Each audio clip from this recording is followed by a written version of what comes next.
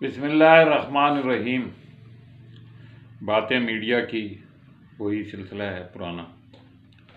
اور آج اس کی کا 182واں پروگرام ہے۔ پچھلے پروگرام میں ہم نے پاکستان کے سابق وزیر اعظم یوسف رضا گیلانی کی کتاب چاہے یوسف سے صدا کا کچھ مختصر سا تعارف کرایا تھا۔ یہ اتنی دلچسپ کتاب ہے اور اس میں اتنے واقعات ہیں، حالانکہ یہ اس میں ان کی وزارت عظمیٰ کے واقعات نہیں ہیں، یہ پہلے لکھی گئی تھی، لیکن اسپیکر شپ کے دوران بھی جو واقعات پیش آئے اور مختلف وزارتیں جب ان کے پاس تھیں وفاقی، اس دوران جو بہت سارے واقعات ایسے ہیں جو کچھ تو لوگوں کو پتہ ہو گئے اور کچھ اس کتاب کے ذریعے جن کا پتہ چلا ہے۔ تو بہرحال بہت سارے واقعات میں سے کچھ واقعات کا تو ہم نے پچھلی قسط میں ذکر کیا تھا، لیکن یہ کتاب اس بات کی متقاضی ہے کہ اس کی کم سے کم 2 قسطیں اور اس میں دیے گئے واقعات کے ذکر کے لیے ضروری ہوں گے۔ تو آج ہم اس کتاب کا کے سے متعلق دوسرا پروگرام، جس میں صرف ان دلچسپ باتوں کا آپ سے ذکر کیا جائے گا جس کا اس کتاب وہی ہے، یہ کتاب پڑھنے کے قابل ہے۔ وہ پہلے ہی میں نے آپ سے عرض کیا تھا، چاہے یوسف سے صدا، اور یہ وہی مصرع ہے۔ یوسف رضا گیلانی نے اپنی کتاب کا نام، جو مولانا الطاف حسین حالی کا ہے، کہ آ رہی ہے چاہے یوسف سے صدا، دوستیاں تھوڑے ہیں اور بھائی بہت۔ اس کا کیا مطلب ہے یہ تو آپ سمجھ ہی گئے ہوں گے کہ دوستیاں تھوڑے ہیں اور بھائی بہت۔ بھائی تو اللہ تعالیٰ بناتا ہے، آپ کا اس میں کوئی دخل نہیں ہوتا۔ دوست بنانے میں آپ کا دخل ضرور ہوتا ہے، کس کو دوست بنانا ہے، کس کو دوست نہیں بنانا ہے، کس سے دوستی کرنی ہے، کس سے دوستی کو فروغ دینا ہے، کس کو چاہنا ہے۔ بھائی تو بہرحال بھائی ہے، اور بھائی سے بھی اچھا سلوک کرنا چاہیے، اور بھائیوں کے درمیان بھی اچھے روابط ہونے چاہیے۔ لیکن بہرحال یہ تو اس کتاب کے عنوان کا جو مقصد ہے وہ آپ سمجھ گئے ہیں۔ آج ہم ان بہت سارے واقعات، خصوصاً ان کی اسپیکر شپ کے دوران جو واقعات پیش آئے، اور ان واقعات کے ذریعے انہوں نے یہ ثابت کرنے کی کوشش کی ہے کہ انہوں نے اسپیکر کے عہدے پہ رہتے ہوئے حتی الامکان غیر جانبدار رہنے کی کوشش کی۔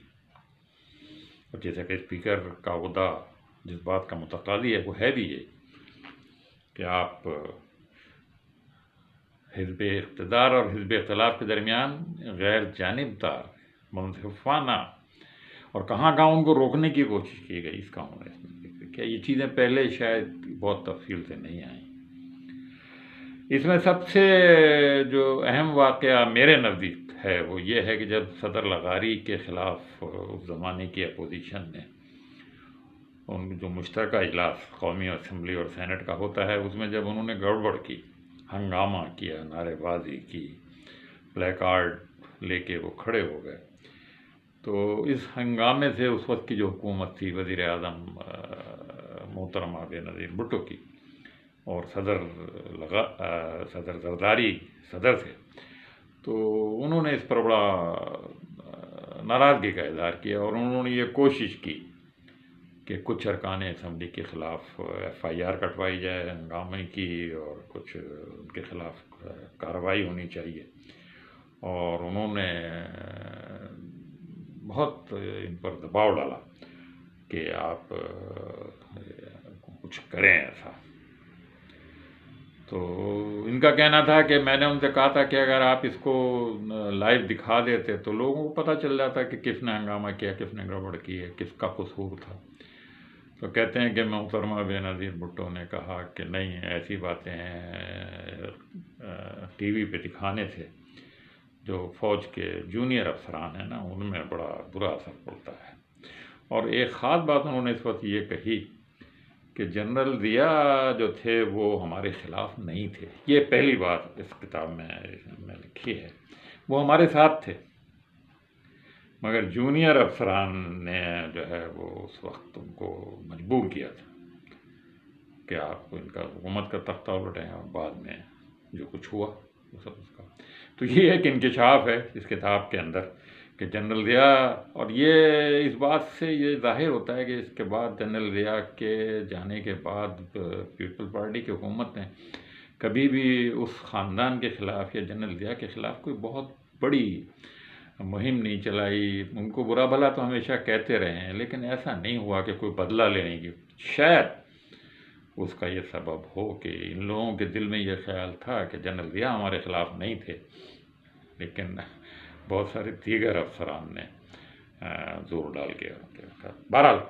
تو اس وقت یہ مجبور کیا گیا اسپیکر صاحب کو، یعنی یوسف رضا گیلانی کو، کہ آپ ان کے خلاف کارروائی کریں۔ وہ کہتے ہیں کہ میں نے اس کی سخت مخالفت کی کہ آپ ایسا نہ کریں، اسمبلی کے معاملات کو اگر آپ کورٹس میں لے جائیں گے معاملات صحیح ہو۔ کہتے ہیں نہیں، اس وقت کے جو اٹارنی جنرل تھے انہوں نے میرے ساتھ خاصی یعنی سخت زبان بھی استعمال کی اور کہا کہ ہم خود اسمبلی کے جو آفیسرز ہیں، سیکریٹری اور ڈپٹی سیکریٹری، اور ان کے ذریعے ہم مقدمہ کروا دیں گے۔ کہتے ہیں جس پہ میں نے ان کو خاصا ڈانٹا بھی کہ آپ یہ میری مرضی کے بغیر آپ کیسے کر سکتے ہیں۔ لیکن بہرحال پھر ان کی یہ بات اٹارنی جنرل کی نہیں مانی گئی، اور وزیر اعظم نے بھی بعد میں پھر کہا کہ آپ صحیح کہہ رہے تھے، اور وہ جو اٹارنی جنرل تھے وہ صحیح بات نہیں کر رہے۔ بہرحال وہ مقدمہ نہیں ہوا۔ پھر ایک اور بات انہوں نے یہ بتائی کہ جام معشوق علی جو جام صادق علی کے بیٹے تھے، اور جام صادق علی نے سندھ میں وزیر اعلیٰ نگراں ہوتے ہوئے پیپل پارٹی کے خلاف جو کارروائی کی تھی، جو کارروائیاں کی تھیں، اور وہ خود اس سے پہلے پیپل پارٹی میں رہے تھے، وہ اچھی طریقے سے ان کے لوگوں کو جانتے تھے۔ تو یہ کوشش کی گئی اس دوران کہ جام معشوق علی بہت عرصے سے غائب ہیں، اسمبلی میں نہیں آئے ہیں، تو ان کو غیر حاضر قرار دے کے ان کو نااہل قرار، اس وقت کے صدر نے اور دیگر وزراء نے بھی یہ تو کہتے ہیں نہیں، میں نے اس کی بہت مخالفت کی۔ مجھے مثال دی گئی سندھ اسمبلی کے اسپیکر کی غول پر شمار کی کہ انہوں نے پیپلز پارٹی کے جو مدد علی تھے ان کو اسی طرح سے نااہل قرار دیا تھا کہ وہ بہت عرصے سے تو گیلانی صاحب کہتے ہیں کہ نہیں، میں نے کہا کہ یہ غلط مثال ہے، اس کو ہمیں نہیں اپنانا چاہیے۔ اور وہ کہتے ہیں کہ اگر میں اس طرح کا کام کر لیتا تو یہ پھر محترمہ بے نظیر بھٹو اور بیگم نصرت بھٹو، چونکہ وہ بھی دونوں طویل عرصے سے غیر حاضر تھے، تو ان کے خلاف بھی یہ چیز اپلائی کی جا سکتی تھی۔ ایک اور انہوں نے اسی اسپیکرشپ کے زمانے کا واقعہ بیان کیا ہے کہ مسلم لیگ کے بہت سارے اسیر ارکان تھے، شیخ رشید بھی شامل تھے ان میں، تو میں نے بطور اسپیکر ان کا پروڈکشن آرڈر جاری کیا تھا۔ پارٹی میں جب یہ مسئلہ آیا تو انہوں نے بہت ذہنی مخالفت کی، مجھ پہ نکتہ چینی کی، اور میں نے کہا کہ نہیں دیکھیں، جب گوہر ایوب اسپیکر تھے تو انہوں نے بھی آصف زرداری کو پروڈکشن آرڈر کے ذریعے اسمبلی میں بلایا تھا، تو میں ایسا کام نہیں کروں گا کہ میں ان کو نہ بلاؤں۔ جو اسیر ہیں وہ آئیں قومی اسمبلی میں، پروڈکشن آرڈر میں نے جاری کیا ہے۔ لیکن بہت کہتے ہیں معاملہ آگے بڑھ گیا، اور کہتے ہیں میں نے مستعفی ہونے کی بھی دھمکی دے دی کہ اگر آپ نے میری بات نہ مانی تو میں پھر نہیں، اگر ان کو نہیں بلایا گیا۔ بہرحال پھر یہ معاملہ استحقاق کمیٹی کے سپرد ہو گیا، اور اس دوران پھر وہ اسمبلی ہی توڑ دی گئی، ہے نا۔ تو یہ اس طرح کے ایک اور دلچسپ واقعہ جو یوسف رضا گیلانی صاحب نے اپنی اس کتاب میں لکھا ہے وہ یہ ہے کہ محترمہ بے نظیر بھٹو جب 2 مرتبہ وزیر اعظم دوسری مرتبہ بنی تو ان کی خواہش تھی کہ خانہ کعبہ کے اندر ان کو بھی جانے کا موقع ان کو دیا نہیں گیا تھا، پہلی مرتبہ میں بھی نہیں دیا گیا تھا، اور اس وقت تک بھی نہیں دیا گیا تھا۔ تو انہوں نے ان سے یہ کہا کہ گیلانی صاحب آپ کے بہت اچھے روابط ہیں شاہ فہد کے ساتھ بھی اور سعودی عرب کے حکمرانوں کے ساتھ بھی، تو آپ کچھ کریں کہ مجھے بھی خانہ کعبہ کے اندر جا کر عبادت کرنے کا موقع مل جائے۔ گیلانی صاحب کہتے ہیں میں نے اپنے طور پہ بہت کوشش کی مگر کچھ کامیابی نہیں ہوئی۔ اتفاق سے کسی ایک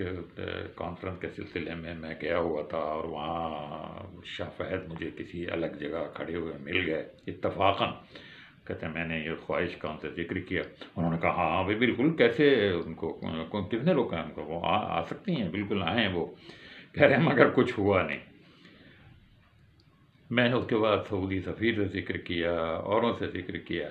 تو انہوں نے کہا بھئی آپ ایسا کریں کہ ایک خط لکھیں چیف آف پروٹوکول کے نام ایک خط لکھیں اور اس میں شاہ فیض سے اپنی آپ بات چیت کا ذکر کریں اور اس کا حوالہ دیں،